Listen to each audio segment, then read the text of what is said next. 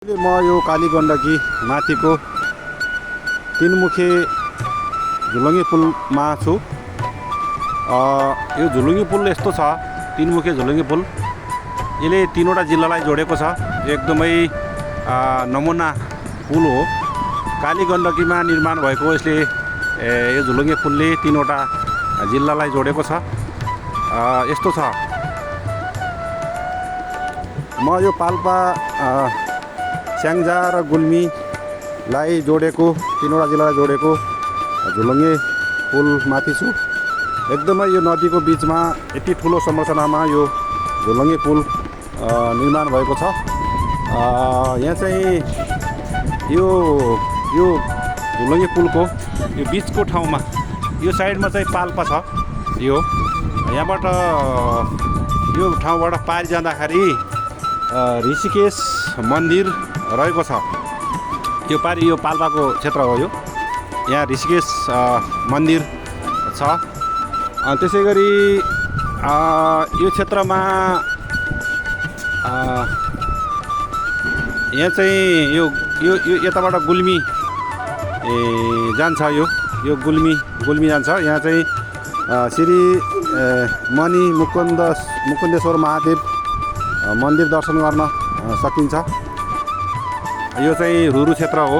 एकदमै यसलाई मुक्ति क्षेत्र पनि भनिन्छ। यो रुरु क्षेत्र धाम हो। यहाँ चाहिँ यो काली गण्डकीमा एकदमै पवित्र शालिग्राम पनि पाइन्छ। त्यसै गरी यतातिर यो हनुमान स्थान मन्दिर रहेको छ, जुन यो स्याङ्जा जिल्ला जोड्छ। यसरी यो पुलले यसरी यो काली गण्डकीको बिचमा यो एकदमै पक्की संरचना निर्माण गरेर तीनवटा जिल्ला, यता पाल्पा अनि यता स्याङ्जा, त्यसपछि यता चाहिँ यो गुल्मी जोड्ने यसरी तीनमुखे यो झुलुङ्गे पुल यहाँ निर्माण भएको छ। एकदमै पवित्र ठाउँ। यो मुक्ति क्षेत्रमा स्थापना भएको, तयार गरिएको यो संरचना नमुना योग्य संरचना छ।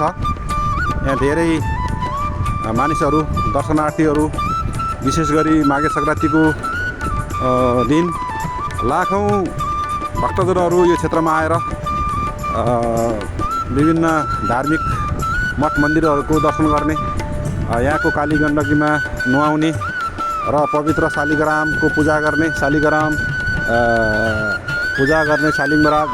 यहाँबाट लिएर पनि जानुहुन्छ धेरै दर्शनार्थीहरू।